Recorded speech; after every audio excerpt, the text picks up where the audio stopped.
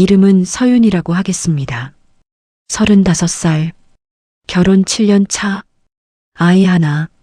그녀는 세상 사람들이 착한 며느리라고 부르는 그런 사람이었습니다.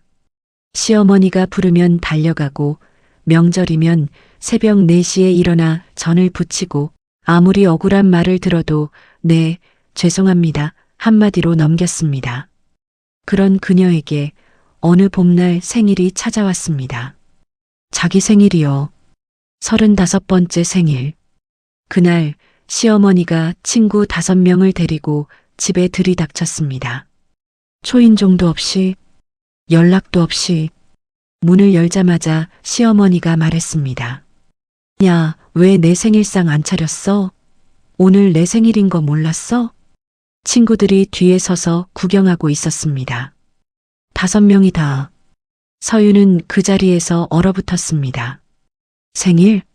오늘이 시어머니 생일? 아니잖아. 아닌데. 시어머니 생일은 다음 달 아닌가. 그런데 시어머니는 벌써 친구들한테 말하고 있었습니다. 저게 우리 며느리예요. 시어미 생일도 몰라. 참 기가 막혀서. 그 순간 서윤의 안에서 뭔가가 딸깍하고 소리를 냈습니다. 7년 동안 단 한 번도 움직이지 않던 무언가가 그날부터 이 이야기가 시작됩니다. 그리고 그로부터 정확히 사흘 뒤 서윤은 어떤 주소가 적힌 봉투를 시어머니 손에 쥐어줍니다. 그 봉투를 받아든 시어머니는 이 시간 뒤 구급차에 실려갔습니다. 도대체 그 봉투 안에 무엇이 들어 있었을까요? 그리고 서윤은 왜 그 봉투를 시어머니에게 건넸을까요? 지금부터 처음부터 끝까지 다 들려드리겠습니다. 서윤이 남편 준혁을 처음 만난 건 26살 때였습니다. 소개팅이었어요. 준혁은 그때 딱 서윤이 원하던 스타일이었습니다. 말이 많지 않고 듬직하고 약속을 잘 지키는 사람. 늦는 법이 없고 연락이 끊기는 법이 없고 서윤이 피곤하다고 하면 오늘은 일찍 들어가라고 먼저 말해주는 사람. 연애 2년, 약혼 6개월, 그리고 결혼. 결혼식은 조용하게 했습니다. 서윤의 집은 형편이 넉넉하지 않아서 예식장도 작은 곳을 잡았고 하객도 많지 않았어요. 문제는 거기서부터 시작되었습니다. 준혁의 어머니, 그러니까 시어머니 최정자 씨는 결혼식 날 내내 표정이 좋지 않았습니다. 서윤은 처음엔 그냥 긴장해서 그런가 보다 생각했어요. 시어머니도 아들 결혼시키는 날이니까 복잡한 감정이 있겠지 이해했습니다. 그런데 피로연이 끝나고 집으로 돌아가는 길에 준혁이 운전하는 차 안에서 시어머니가 말했습니다. 그 집 형편이 그렇게 없을 줄은 몰랐다. 이런 결혼식은 처음이다. 준혁은 아무 말도 하지 않았습니다. 서윤도 아무 말도 하지 못했습니다. 결혼 첫날이었습니다. 신혼집은 서울 외곽의 작은 아파트였습니다. 두 사람 힘을 합쳐 전세를 얻었는데 시어머니는 집을 보러 와서는 이게 방이 2개야 하나야? 하며 혀를 찼습니다. 우리 준혁이는 어릴 때 방이 3개짜리 집에서 살았는데 서윤은 웃으며 나중에 더 넓은 곳으로 이사할게요 했습니다. 시어머니는 나중에? 언제가 나중이야 하며 돌아섰습니다. 그게 시작이었습니다. 신혼 첫 달, 시어머니는 일주일에 2번씩 집에 왔습니다. 예고 없이 그냥 왔습니다. 서윤이 회사에서 막 돌아와 밥을 차리려던 참이면 문 앞에 시어머니가 서 있었습니다. 밥 먹으러 왔다. 처음엔 서윤도 반갑게 맞았습니다. 차려드리고 같이 앉아서 먹고 설거지까지 했습니다. 그런데 시어머니는 가면서 꼭 한마디씩 남겼습니다. 된장찌개가 좀 싱겁다. 반찬이 이게 다야? 준혁이 좋아하는 거 알잖아. 왜 그걸 안 해줘? 서윤은 다음엔 더 잘할게요 했습니다. 2번째 달, 시어머니가 어느 날 냉장고를 열어봤습니다. 그냥 아무 말 없이 문을 열고 들여다봤습니다. 야, 냉장고가 왜 이래? 당근은 있어? 양파는? 왜 이렇게 없어? 마트를 자주 못 가서요. 자주 못 가? 주말에 뭐 해? 주말에 뭐 하길래 장도 못 봐? 서유는 주말에 뭘 했냐 하면 회사에서 가져온 일을 했고, 빨래를 했고, 청소를 했고, 그래도 남은 시간에 잠깐 쉬었습니다. 그 말은 하지 않았습니다. 죄송해요. 앞으로 자주 볼게요. 세 번째 달, 서윤이 임신했다는 걸 알았습니다. 아직 이른 시기였지만 기뻐서 준혁에게 말했고 준혁도 기뻐했습니다. 시어머니한테 말한 건 준혁이었습니다.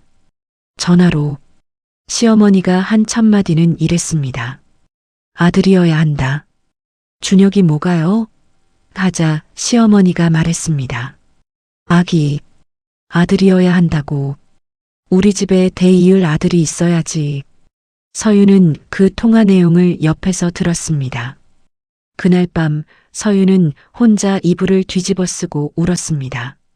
딸이면 어떡하지? 라는 생각이 처음으로 들었습니다. 실제로 딸이었습니다. 나중에, 그리고 시어머니는 출산 당일 병원에서 아기를 보자마자 말했습니다. 에구, 딸이네. 딸이구나. 그 표정이 서유는 7년이 지난 지금도 잊히지 않는다고 했습니다. 딸 아이 이름은 지아였습니다. 서유는 지아를 낳고 복직을 했습니다. 육아휴직 6개월이 끝나자마자 이유는 단순했습니다. 돈이 필요했거든요. 준혁 혼자 버는 걸로는 전세 대출 이자에 아이 양육비까지 감당이 빠듯했습니다. 서윤도 일을 해야 했습니다. 그런데 시어머니는 이걸 못마땅하게 여겼습니다. 애 낳고 바로 회사를 가? 애는 누가 키워? 어린이집에 보내려고요. 어린이집? 어린이집이 엄마야? 어린이집에서 자라는 애들은 정서가 불안하다더라. 요즘은 어린이집도 수준이 많이 올라와서요. 됐어. 내가 키울게. 그 말 한마디가 얼마나 큰 폭풍을 불러올지 서유는 그때 몰랐습니다. 시어머니가 아이를 맡기 시작한 건 그로부터 한 달 뒤였습니다. 처음엔 감사했습니다. 어린이집 대기도 길었고 시어머니가 진심으로 지아를 예뻐한다는 건 알 수 있었으니까요. 문제는 시어머니가 아이를 키우면서 아이에게 자꾸 이상한 말을 했다는 겁니다. 지아가 3살이 됐을 무렵 아이가 집에 와서 이런 말을 했습니다. 엄마, 할머니가 엄마는 나쁜 사람이래. 서윤의 심장이 쿵 내려앉았습니다. 응? 그게 무슨 말이야? 할머니가 엄마는 매일 회사만 가고 나 안 봐준다고. 그래서 나쁜 사람이래. 3살짜리 아이가 자기 엄마가 나쁜 사람이라고 배우고 있었습니다. 그날 서유는 준혁에게 말했습니다. 어머니가 지아한테 이상한 말을 하고 있어. 엄마가 나쁜 사람이라고. 준혁은 잠깐 말이 없다가 말했습니다. 그냥 그런 뜻으로 한 말 아니겠어? 애 보는 게 힘드니까 그런 거지. 그래도 그런 말을 애한테 하면 안 되잖아.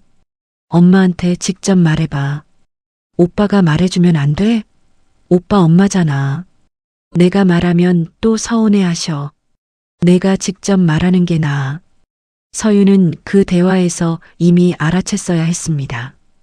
이 집에서 자신의 편은 없다는 걸. 시어머니에게 직접 말하는 건 쉽지 않았습니다. 서윤이 조심스럽게 어머니, 지아한테 제 얘기를 나쁘게 하시면 아이한테 혼란이 올 것 같아서요. 하자 시어머니의 반응은 이랬습니다. 뭐? 내가 언제 그런 말을 했어? 나는 그런 말 한 적 없어. 지아가 그랬는데요. 3살짜리 말을 믿어? 3살짜리가 뭘 알아? 그냥 지 엄마가 안 보이니까 보고 싶어서 그런 거지. 내가 애한테 나쁜 말을 할 사람으로 보여? 서유는 더 말을 잇지 못했습니다. 그해 추석. 서유는 새벽 5시부터 일어나 명절 음식을 준비했습니다. 전, 잡채, 나물, 갈비찜. 시어머니가 요구하는 스타일대로 하나하나 레시피를 물어보고 그대로 만들었습니다. 시어머니는 밥상 앞에 앉아서 한 젓가락 먹어보고는 말했습니다. 전이 좀 두껍다. 우리 집은 얇게 부쳐. 잡채 당면이 불었네. 나물이 좀 질겨. 더 볶아야 했는데. 그 자리에는 시어머니 친척들도 있었습니다. 모두 들었습니다. 서유는 죄송해요 하고 부엌으로 들어가서 싱크대 앞에 서서 눈물을 참았습니다. 4년차가 됐을 때 서유는 거의 아무것도 느끼지 못하는 상태가 되어 있었습니다. 감각이 무뎌진다는 게 이런 거구나. 시어머니가 뭔가 말해도 그냥 네 하고 넘겼습니다. 더 이상 상처받지 않으려는 게 아니라 상처를 받을 힘도 없어진 겁니다. 그런데 그게 더 이상한 일이었습니다. 아무것도 느끼지 못한다는 건 사람이 사람답게 살고 있지 않다는 뜻이니까요. 5년 차 서윤의 친정어머니가 수술을 했습니다. 큰 수술은 아니었지만 며칠 입원을 해야 했고 서윤은 퇴근 후마다 병원에 들렀습니다. 그걸 알게 된 시어머니가 말했습니다. 야, 거기 병원에 다니느라 집안일 소홀히 하는 거 아니야? 괜찮아요. 다 하고 있어요. 우리 준혁이 밥은 제때 먹고 있는 거야? 네. 그러니까 친정어머니 아프다고 남편 밥도 제대로 못 챙기는 며느리들이 얼마나 많은데. 그러지 말아야지. 서유는 그 말에 아무 대답도 하지 않았습니다. 집에 돌아와서 준혁에게 말했습니다. 어머니가 또 그런 말씀하셨어. 준혁은 TV를 보다가 고개를 돌리지도 않고 말했습니다. 엄마가 원래 그러잖아. 신경 쓰지 마. 신경 쓰지 마. 그 한마디가 서윤의 가슴에 박혔습니다. 신경 쓰지 말라고. 7년을 신경 쓰지 말라는 말로 넘겼습니다. 6년 차 서윤은 처음으로 이혼을 생각했습니다. 정확히는 생각이 아니라 그냥 단어가 머릿속에 떠올랐습니다. 이혼이라는 두 글자가. 그런데 지아 얼굴을 보면 그 단어가 다시 들어갔습니다. 지아가 아빠를 좋아했습니다. 준혁은 아이한테는 좋은 아빠였거든요. 매주 놀이터에 데려가고 동화책을 읽어주고 생일 선물을 꼭 챙겼습니다. 지아 때문에라도 참자. 7년이 지나도록 서윤이 버틴 이유는 반쯤은 그것이었습니다. 그해 봄, 서윤의 35번째 생일이었습니다. 딱히 뭔가를 기대한 건 아니었습니다. 준혁이 아침에 생일 축하에 한마디 해줬고 지아가 어린이집에서 만든 카드를 가져왔습니다. 그걸로 충분하다고 생각했습니다. 퇴근길에 서윤은 케이크라도 하나 사갈까 하다가 그냥 집으로 왔습니다. 그런데 엘리베이터에서 내리는 순간 복도 끝 자기 집 문 앞에 사람들이 서 있는 게 보였습니다. 6명이었습니다. 시어머니와 시어머니 친구들 5명. 서윤은 가방을 꼭 쥐고 천천히 걸어갔습니다. 어머니, 오셨어요? 시어머니가 돌아보며 말했습니다. 왜 이렇게 늦어? 기다렸잖아. 연락을 못 받아서요. 혹시 연락 주셨나요? 연락? 오늘이 무슨 날인지 모르는 거야? 서윤은 속으로 빠르게 날짜를 계산했습니다. 오늘은 4월 15일 어머니 생일은 5월 결혼기념일은 아직 멀었고 제 생일인데요. 그 말을 하는 순간 서윤도 이게 이상한 상황이라는 걸 알았습니다. 시어머니의 눈이 가늘어졌습니다. 야, 오늘 내 친구들 오기로 한 날이잖아. 내가 얘기 안 했어? 듣지 못했어요. 내가 얘기했어. 분명히 얘기했다고. 왜 기억을 못해? 친구들이 지켜보고 있었습니다. 5명이 다 보고 있었습니다. 시어머니는 문을 열고 들어가면서 친구들에게 말했습니다. 들어와요, 들어와. 어서. 저게 우리 며느리예요. 참 기가 막혀. 오늘 내가 친구들 초대한다고 했는데 아무 준비도 안 했대. 한 친구가 서윤을 보면서 어색하게 웃었습니다. 다른 친구는 집안을 둘러봤습니다. 서윤은 신발을 벗고 들어가면서 생각했습니다. 언제 얘기했지? 나는 진짜 못 들었는데. 언제? 그런데 그 생각보다 더 빨리 든 생각이 있었습니다. 설령 들었어도 왜 내 생일날이야? 시어머니는 거실 소파에 자리를 잡고 앉으며 말했습니다. 빨리 뭐 좀 차려봐. 왔으니까. 어머니, 지금 냉장고에 뭐가 있는지. 있는 것 차리면 되지. 뭘 그렇게 따져? 아니, 이 집 며느리가 손님 왔는데 뭐 못 차리겠다는 거야? 친구 중 한 명이 괜찮아요.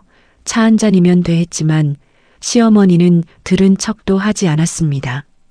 차만 마시러 왔어? 아니잖아. 서윤아, 빨리 좀 해봐. 애들 배고프겠다.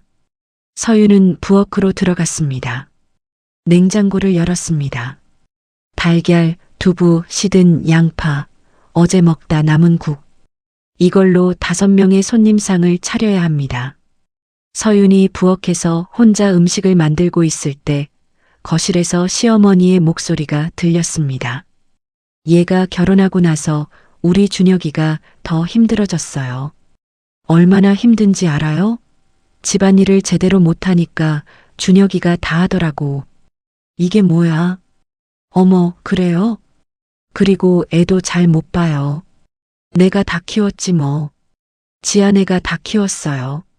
이 엄마가 회사만 다니니까. 그게 요즘 세상이지 뭐. 다들 일하잖아요. 그래도 엄마는 엄마지. 남편한테도 잘해야 하고 애도 봐야 하고 시어머니도 모셔야 하잖아요. 그게 기본 아니야? 근데 하나도 못해요. 서윤은 국자를 내려놓았습니다. 눈을 감았습니다. 열을 셌습니다. 다시 국자를 들었습니다. 음식을 차려내갔습니다. 두부김치에 계란말이, 남은 국을 데운 것, 과자 몇 봉지. 시어머니 친구 한 명이 어머, 이렇게 빨리요? 하며 고마워했습니다. 시어머니는 상을 보고 말했습니다. 이게 다야? 지금 있는 재료로는 이게 한 개예요. 한 개? 냉장고에 뭐가 있는지는 알고 하는 말이야? 아무리 그래도 손님한테 이렇게 내는 사람이 어디 있어. 창피하게. 그 말이 창피하게. 거실에 있던 5명이 다 들었습니다. 서윤은 죄송합니다 했습니다. 목소리가 떨렸습니다. 그날 밤 손님들이 다 돌아가고 나서 준혁이 돌아왔습니다. 시어머니는 준혁한테 전화로 이미 얘기를 해둔 상태였습니다. 준혁이 문을 열고 들어오자마자 표정이 좋지 않았습니다. 오늘 엄마한테 그랬어? 서윤은 지아를 재우고 거실에 앉아 있었습니다. 내가 뭐려? 손님 왔는데 음식을 제대로 안 차렸다고. 재료가 없었어. 미리 말을 안 해줬으니까. 그래도 손님은 손님이잖아. 서윤이 고개를 들었습니다. 오빠, 오늘이 무슨 날인지 알아? 응? 내 생일이야. 준혁이 멈췄습니다. 잠깐 침묵이 흘렀습니다. 아, 맞다. 맞다. 아, 맞다. 그게 전부였습니다. 미안하다는 말도 없었습니다. 그냥 아, 맞다. 서윤은 일어나서 침실로 들어갔습니다. 문을 조용히 닫았습니다. 이불을 뒤집어 썼습니다. 그리고 그날 밤 7년 만에 처음으로 소리를 죽이며 울지 않고 소리를 냈습니다. 작은 소리였지만 분명히 소리를 냈습니다. 다음 날 아침 서윤은 평소와 같이 일어났습니다. 밥을 했고 지하 도시락을 쌌고 출근 준비를 했습니다. 준혁은 어젯밤 일에 대해 아무 말도 하지 않았습니다. 서윤도 하지 않았습니다. 그런데 그날부터 서윤은 뭔가를 보기 시작했습니다. 아니, 정확히는 예전부터 보였는데 못 본 척했던 것들을 이제 외면하지 않기로 했다는 표현이 맞겠습니다. 첫 번째, 준혁의 휴대폰이었습니다. 결혼 초기에도 준혁은 휴대폰을 잘 두고 다니는 편이었습니다. 화장실도 꼭 들고 가고 잠들 때도 베개 밑에 넣고 자고 서유는 그냥 그런 사람이겠거니 했습니다. 그런데 이 시점부터 서유는 다르게 보기 시작했습니다. 준혁이 샤워를 하러 들어갈 때 소파에 휴대폰을 두고 간 날이 있었습니다. 서유는 가져다 주러 화장실로 가다가 잠깐 멈췄습니다. 그냥 소파에 내려놨습니다. 내가 왜 가져다 줘야 해? 그건 아주 작은 생각이었지만 7년 동안의 서윤한테는 혁명 같은 생각이었습니다. 두 번째, 퇴근이 잦아지기 시작한 것이었습니다. 준혁은 원래 야근이 많은 사람이 아니었습니다. 직장이 멀지도 않았고 업종 자체가 야근이 많은 업종도 아니었습니다. 그런데 어느 시점부터 일주일에 두세 번씩 오늘 야근 문자가 왔습니다. 서유는 처음엔 그냥 넘겼습니다. 회사에 무슨 일이 생겼겠지. 그런데 야근 문자가 오는 날은 거의 항상 패턴이 있었습니다. 월요일과 목요일, 혹은 목요일과 금요일, 우연치고는 규칙적이었습니다. 세 번째, 준혁이 향수를 뿌리기 시작했습니다. 이건 정말 이상했습니다. 준혁은 결혼 전에도 결혼 후에도 향수를 쓴 적이 없었거든요. 냄새에 민감하다며 스스로도 싫어했습니다. 그런데 어느 날 욕실 선반에 향수 하나가 생겨 있었습니다. 서윤이 사준 것도 아니고 선물 받은 것도 아니었습니다. 그냥 생겨 있었습니다. 서윤이 이거 어디서 났어? 하니까 준혁이 회사 사람이 줬어라고 했습니다. 누가요? 그냥 팀원. 남자? 여자? 그 질문은 하지 않았습니다. 그때는 네 번째, 준혁이 자기 월급 명세서를 감추기 시작했습니다. 두 사람은 결혼 초기부터 각자 통장을 유지하면서 생활비를 반씩 냈습니다. 명세서는 서로 보여주는 편이었는데 어느 순간부터 준혁이 내가 자동이체 다 해놨으니까 신경 쓰지 말라고 말하기 시작했습니다. 서유는 이체 내역이 맞는지 확인하고 싶어서라고 했지만 준혁은 내가 알아서 하는데 왜 확인해 하며 화를 냈습니다. 서유는 그냥 넘겼습니다. 그때는 이런 것들을 하나하나 떠올리면서 서유는 그날 밤 거실 소파에 혼자 앉아 생각했습니다. 설마, 아니겠지. 내가 너무 예민한 건가. 그런데 예민한 게 아니었습니다. 얼마 지나지 않아 서유는 확인을 해버렸으니까요. 계기는 아주 사소한 것이었습니다. 준혁의 재킷에서 영수증이 나왔습니다. 세탁물을 정리하다가 주머니에서 나온 영수증이었습니다. 서유는 버리려다가 날짜를 봤습니다. 목요일이었습니다. 그리고 장소는 준혁 회사 근처의 와인바. 야근했다고 문자가 온 날이었습니다. 영수증에는 2명분이 찍혀 있었습니다. 서유는 그 영수증을 한참 바라봤습니다. 손이 떨렸습니다.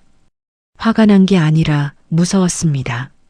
알고 싶지 않은 걸 알아버리는 순간이 올 것 같아서 그날은 그냥 영수증을 서랍에 넣어뒀습니다.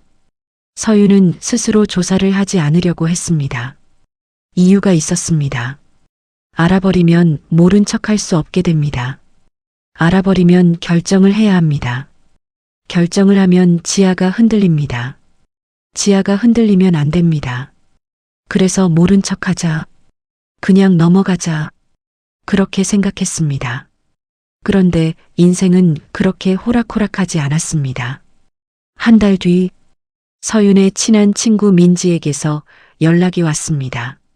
민지는 준혁과 같은 업계에서 일하는 사람이었습니다. 직접 아는 사이는 아니었지만 업계가 좁다 보니 서로 아는 사람이 겹쳤습니다. 민지가 카카오톡으로 메시지를 보냈습니다. 야, 할 말이 있는데 직접 만나서 하면 안 될까? 서유는 뭔가 느꼈습니다. 이틀 뒤 만난 카페에서 민지는 한참을 말을 못 꺼내다가 결국 말했습니다. 준혁 씨, 요즘 누구 만나고 있지 않아? 서유는 커피잔을 내려놨습니다. 왜? 업계 모임에서 봤어. 어떤 여자랑 같이. 근데 그냥 그런 사이가 아닌 것 같더라. 손도 잡고 웃는 것도 그냥 지인이랑 웃는 게 아니고. 누구야? 민지가 머뭇거렸습니다. 나도 잘은 모르는데 마케팅 쪽에 있는 여자라고 들었어. 이름이 하은이라고. 하은. 서유는 그 이름을 머릿속에 새겼습니다. 집에 와서 준혁의 SNS를 찾았습니다. 준혁은 인스타그램을 잘하지 않는 편이었는데 팔로워 중에 하은이라는 이름의 계정이 있었습니다. 비공개 계정이었습니다. 프로필 사진은 꽃 배경에 등을 돌린 여자. 서유는 더 볼 수 없었습니다. 그 다음부터가 진짜 조사의 시작이었습니다. 서유는 처음에는 망설였습니다. 이게 맞는 건지, 남편의 폰을 뒤지고 사생활을 파고드는 게 옳은 건지. 그런데 생각이 달라진 게 있었습니다. 나는 이 결혼에서 7년을 줬다. 7년을 줬으면 진실을 알 권리는 있다. 그날 밤 준혁이 잠든 후 서유는 준혁의 휴대폰을 들었습니다. 잠금 비밀번호. 결혼 초기에 서윤이 알고 있던 번호였습니다. 준혁의 생일. 눌러봤습니다. 틀렸습니다. 바뀌어 있었습니다. 서윤은 폰을 내려놨습니다. 비밀번호가 바뀌어 있다. 그 사실 하나만으로도 이미 충분했습니다. 서윤은 방법을 바꿨습니다. 준혁의 카드 내역을 살폈습니다. 공동생활비 카드는 서윤도 앱으로 확인할 수 있었습니다. 준혁 개인 카드는 알 수 없었지만 두 사람이 같이 쓰는 카드에서도 이상한 내역이 보였습니다. 식사, 둘이 먹기에 충분한 금액, 준혁 혼자 다니기엔 비싼 식당, 그리고 꽃집. 2번. 서유는 그 꽃집 이름을 검색했습니다. 동네 꽃집이 아니었습니다. 강남 쪽 고급 꽃집이었습니다. 결정적인 건 준혁이 실수로 남긴 흔적이었습니다. 어느 날 준혁이 급하게 나간다며 서두르다 태블릿을 테이블에 두고 나갔습니다. 태블릿에는 로그인된 상태의 카카오톡 웹이 열려 있었습니다. 서유는 그걸 보고 한참 서 있었습니다. 열어야 하나? 열지 말아야 하나? 결국 열었습니다. 하은이라는 이름의 대화창이 있었습니다. 서유는 심호흡을 하고 열었습니다.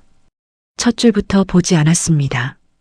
맨 아래 가장 최근 대화부터 봤습니다. 하은 어제 고마웠어. 꽃 너무 예뻤어. 준혁 나도. 다음엔 더 좋은 데 가자. 하은 히읗히읗 언제? 준혁 다음 주 목. 괜찮아? 하은은 괜찮아. 집에 가봐야지. 걱정되겠다. 준혁 괜찮아. 야근이라고 했으니까. 서유는 태블릿을 닫았습니다. 손이 하나도 안 떨렸습니다. 이상하게도 울음도 안 나왔습니다. 그냥 아, 그렇구나 라는 생각이 들었습니다. 마치 오래전부터 알고 있었는데 이제야 확인했다는 느낌. 그날 밤 준혁이 돌아왔을 때 서유는 아무 내색도 하지 않았습니다. 밥을 차려줬습니다. 같이 먹었습니다. 지하 숙제 봐줬습니다. TV 보다가 잠들었습니다. 아무것도 모르는 척. 하지만 서윤의 머릿속에서는 한 가지 생각이 계속 돌아가고 있었습니다. 어떻게 해야 하지? 며칠을 그렇게 보냈습니다. 서윤은 변호사 상담을 알아봤습니다. 혼자 인터넷을 뒤졌습니다. 불륜 증거, 이혼 절차, 위자료, 양육권. 차갑게, 아주 차갑게 찾아봤습니다. 그리고 한 가지를 알게 됐습니다. 증거가 있어야 한다는 것. 카카오톡 캡처 하나로는 부족하다는 것. 이름, 직업, 주소, 만남 장소, 날짜. 이런 것들이 쌓여야 한다는 것. 서유는 탐정사무소를 알아봤습니다. 처음엔 이게 말이 되는 건가 싶었습니다. 드라마에서나 나오는 얘기 같았습니다. 그런데 실제로 있었습니다. 그리고 생각보다 비싸지 않았습니다. 서유는 따로 모아둔 비상금을 썼습니다. 아무도 모르는 통장에 혼자 조금씩 모아둔 돈. 2주 뒤 탐정사무소에서 보고서가 왔습니다. 상대방의 이름, 나이, 직업, 거주지 주소, 준혁과의 만남 장소와 날짜, 사진. 사진은 열지 않았습니다. 열지 않아도 알 수 있었습니다. 보고서를 받은 날 밤 서유는 한참 그것을 들여다봤습니다. 그 중에서 주소를 오래 들여다봤습니다. 서울 서초구, 아파트, 그리고 문득 한 가지 생각이 떠올랐습니다. 이상한 생각. 그런데 이상하지 않은 생각. 시어머니가 생각났습니다. 7년간 며느리 탓을 해온 시어머니. 준혁이 힘들다고, 집안일을 못한다고, 밥을 못 차린다고, 애를 잘 못 본다고, 그 모든 탓을 며느리한테 했던 시어머니. 그런데 진짜 문제가 뭔지는 몰랐던 시어머니. 서유는 생각했습니다. 어머니는 알고 계실까? 어머니도 모르고 있는 걸까? 아니면 알고도 묵인한 걸까? 그 답을 서유는 알 수 없었습니다. 그냥 모르는 거라고 믿고 싶었습니다. 그래서 서유는 결심했습니다. 알려드리자. 어머니한테. 서윤이 결단을 내리기까지는 하루가 걸렸습니다. 결단이라기보다는 하루 동안 수백 번 망설이고 수백 번 포기하고 결국 다시 돌아온 것이라고 하는 게 맞겠습니다. 이걸 하면 안 된다. 지하가 있잖아. 이걸 하면 모든 게 무너진다. 그런데 이미 무너진 거 아닌가. 내가 무너지지 않았다고 생각했지만 사실 이미 무너진 게 아닌가. 서유는 일기를 씁니다. 결혼하고 나서 계속 써왔습니다. 누가 읽을 것도 아니고 그냥 혼자 남기는 기록. 그 일기 마지막 장에 이렇게 썼습니다. 나는 7년 동안 이 가족을 위해 살았다. 밥을 했고 청소를 했고 아이를 키웠고 참았고 또 참았다. 내가 한 것이 잘못된 것이라고 생각하지 않는다. 그런데 내가 잘못한 게 없는데 7년을 혼자 나쁜 사람으로 살았다. 그건 옳지 않다. 이제 옳게 되어야 한다. 다음 날 아침 서유는 탐정 보고서에서 주소가 적힌 페이지를 프린트했습니다. 그리고 봉투에 넣었습니다. 봉투 앞에는 아무것도 쓰지 않았습니다. 그날 오후 서유는 시어머니에게 전화를 했습니다. 어머니, 드릴 말씀이 있어서요. 잠깐 뵐 수 있을까요? 시어머니는 잠깐 뜸을 들이다가 말했습니다. 뭔 일이야? 만나서 드릴게요. 중요한 얘기예요. 지금 당장은 좀 그런데 내일은 되겠네. 내일 오전에 어머니 댁으로 찾아가도 될까요? 그래. 와. 그날 밤 준혁이 퇴근해 왔습니다. 서유는 아무 내색을 하지 않았습니다. 밥을 먹었습니다. 지하를 재웠습니다. 준혁이 소파에 앉아서 TV를 보고 있을 때 서윤이 말했습니다. 오빠, 나 내일 어머니 댁 가려고. 응? 왜? 그냥 좀 여쭤볼 게 있어서. 뭘? 가봐야 알지. 준혁이 이상하다는 듯 쳐다봤지만 서유는 아무 표정도 짓지 않았습니다. 잠들기 전 서유는 봉투를 가방 안 깊숙이 넣었습니다. 잠이 오지 않았습니다. 그런데 이상하게 무섭지 않았습니다. 7년 동안 수도 없이 시어머니 집 문 앞에서 숨을 고르고 들어가던 사람이 이번엔 전혀 떨리지 않았습니다. 이미 잃을 게 없다는 생각이 들면 무섭지 않은 것 같습니다. 다음 날 오전 11시 서유는 시어머니 아파트 앞에 섰습니다. 초인종을 눌렀습니다. 누구야? 저예요, 어머니. 서윤이요. 들어와. 시어머니 집은 작은 편이었지만 깔끔하게 정돈되어 있었습니다. 시어머니는 혼자 살고 있었습니다. 남편, 즉 서윤의 시아버지는 이미 몇 해 전에 돌아가셨으니까요. 거실 소파에 시어머니가 앉아 있었고 테이블 위에 차 한 잔이 놓여 있었습니다. 앉아. 서윤은 앉았습니다. 뭔 일이야? 갑자기. 서윤은 잠깐 시어머니를 바라봤습니다. 이른이 다 된 여자. 아들을 애지중지 키운 여자. 그 아들을 위해서라면 뭐든 할 것 같은 여자. 그리고 동시에 7년 동안 서윤을 탓해온 여자. 서윤은 가방에서 봉투를 꺼냈습니다. 어머니, 이게 뭔지 아실 거예요. 시어머니가 봉투를 받아들고 이상하다는 듯 쳐다봤습니다. 이게 뭐야? 열어보세요. 시어머니가 봉투를 열었습니다. 안에는 딱 한 장이었습니다. 주소와 이름이 적힌 종이.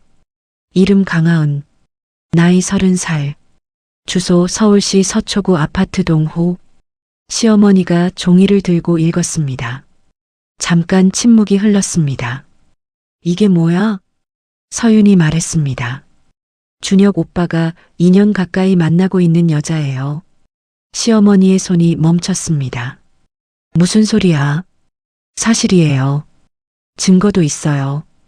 탐정 사무소를 통해서 확인했어요. 그게 말이 돼? 우리 준혁이가? 네. 시어머니가 일어섰습니다. 야, 너 지금 뭔 소리 하는 거야? 우리 준혁이를 그렇게 모함하는 거야? 서윤은 앉은 자리에서 움직이지 않았습니다. 모함이 아니에요. 만남 날짜, 장소, 사진도 다 있어요. 어머니 원하시면 전부 보여드릴 수 있어요. 사진? 어떤 사진? 같이 있는 사진이요. 시어머니가 손에 쥔 종이를 바라봤습니다. 얼굴이 서서히 굳어갔습니다. 그래서 내가 왜 나한테 이걸 가져온 거야? 나한테 왜 이걸 보여? 서윤이 말했습니다. 어머니가 7년 동안 저한테 하신 말씀들이 있잖아요. 밥을 못한다. 집안일을 못한다. 아이를 못 본다. 남편을 못 챙긴다. 제가 부족해서 준혁 오빠가 힘들다고 하셨잖아요. 시어머니가 입술을 다물었습니다. 저는 부족한 게 맞을 수도 있어요. 그런데 이건 제 부족함 때문이 아니에요. 어머니도 이제 아셔야 한다고 생각했어요. 시어머니가 천천히 다시 앉았습니다. 손에 종이를 꽉 쥐고 있었습니다. 서윤은 더 말하지 않았습니다. 잠시 후 서윤이 일어서며 말했습니다. 저는 이제 제 결정을 해야 할 것 같아요. 어머니도 하실 게 있으시면 하세요. 야, 잠깐. 너 지금 어딜 가? 집에요. 야, 이거 확실한 거야? 확실한 거 맞아? 서윤은 문 앞에서 돌아봤습니다. 네, 확실해요. 그리고 나왔습니다. 엘리베이터를 탔습니다. 버튼을 눌렀습니다. 문이 닫혔습니다. 서윤은 문이 닫히는 순간 눈을 감았습니다. 그리고 아주 천천히 숨을 내쉬었습니다. 서윤이 시어머니 집을 나온 건 오전 11시 20분이었습니다. 집으로 돌아오는 길에 마트에 들렀습니다. 지하 간식을 샀습니다. 저녁 재료도 샀습니다. 평범한 장복이었습니다. 집에 돌아와서 짐을 풀고 청소기를 돌리고 빨래를 돌렸습니다. 아무렇지 않게. 그런데 오후 1시 20분 서윤의 휴대폰이 울렸습니다. 모르는 번호였습니다.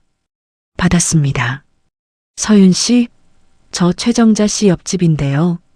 최정자 씨가 갑자기 쓰러지셔서 구급차 불렀어요. 혹시 가족분이세요? 서윤은 잠깐 아무 말도 못했습니다. 네. 어떻게 된 거예요? 저도 몰라요. 벨소리가 나서 나가봤더니 복도에 쓰러져 계셨어요. 구급대원들이 지금 오고 있어요. 알겠어요. 지금 바로 갈게요. 서윤은 가방을 들고 뛰었습니다. 택시를 잡았습니다. 차 안에서 준혁한테 전화를 했습니다. 오빠 어머니가 쓰러지셨어. 구급차 불렀다고. 지금 어디야? 준혁은 회의 중이라고 했다가 서윤의 목소리를 듣고 바로 나간다고 했습니다. 병원 응급실에 도착했을 때 시어머니는 이미 들어가 있었습니다. 서윤이 도착하고 얼마 뒤에 준혁도 왔습니다. 두 사람은 응급실 대기 의자에 나란히 앉았습니다. 아무 말도 하지 않았습니다. 2시간 뒤 의사가 나왔습니다. 가족분이세요? 급성 고혈압 발작이었어요. 혈압이 갑자기 너무 올라갔어요. 지금은 안정됐는데 오늘은 입원하셔야 할 것 같아요. 충격적인 일이 있으셨나요? 극도의 스트레스를 받으셨을 때 이런 증상이 나타날 수 있어요. 준혁이 무슨 충격이요? 라고 물었습니다. 의사는 본인한테 직접 여쭤보세요 했습니다. 준혁이 서윤을 봤습니다. 서윤은 앞을 보고 있었습니다. 서윤아, 응? 엄마한테 무슨 말 했어? 잠깐 침묵이 흘렀습니다. 사실을 말씀드렸어. 무슨 사실? 서윤이 고개를 돌려 준혁을 똑바로 봤습니다. 오빠도 알잖아. 무슨 사실인지. 준혁의 얼굴이 굳었습니다. 어떻게 알았어? 오래됐어. 언제부터? 그게 중요해? 준혁이 고개를 숙였습니다. 두 사람은 한참 아무 말도 하지 않았습니다. 응급실 안에서는 기계 소리와 의사들의 목소리가 들렸습니다. 서윤은 어느 순간 조용히 말했습니다. 나는 7년을 버텼어. 이유가 있어서 버텼어. 그런데 이제 그 이유보다 더 큰 이유가 생겼어. 나는 내 딸한테 엄마가 이렇게 사는 걸 보여주고 싶지 않아. 이번 병동에서 시어머니를 만난 건 그날 저녁이었습니다. 시어머니는 침대에 누워 있었습니다. 얼굴이 창백했습니다.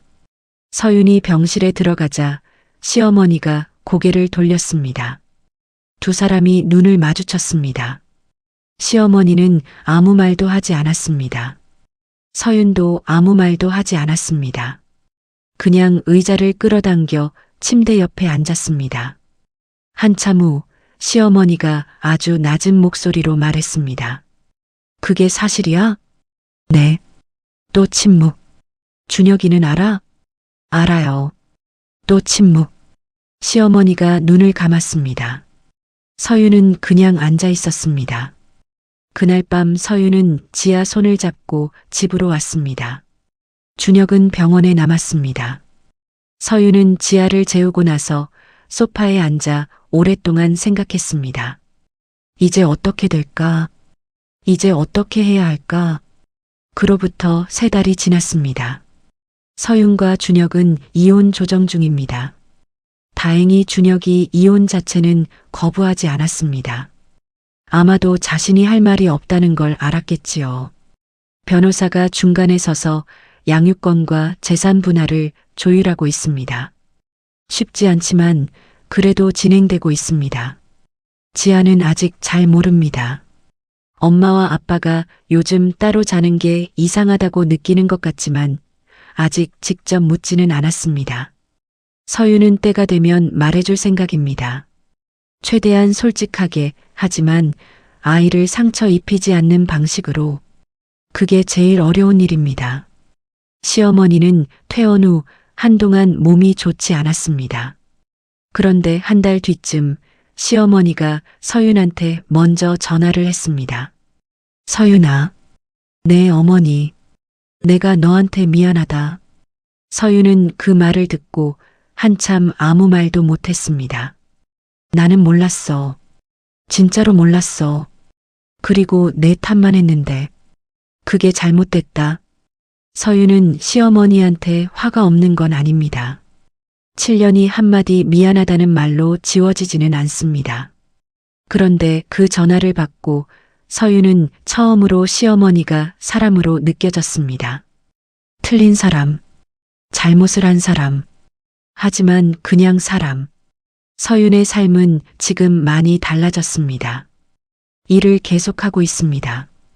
회사에서는 올해 부서 내 우수 직원으로 선정됐습니다. 7년 동안 집에서 모든 에너지를 쏟아붓느라 회사에서 제대로 못 빛났던 게 이제 조금씩 나오는 것 같습니다. 퇴근 후에는 지아와 시간을 보냅니다. 전에는 퇴근 후에도 집안일에 치여 지아와 놀 여유가 없었는데 지금은 다릅니다. 그냥 같이 밥 먹고 산책하고 책 읽고 그게 전부지만 그게 전부여도 됩니다.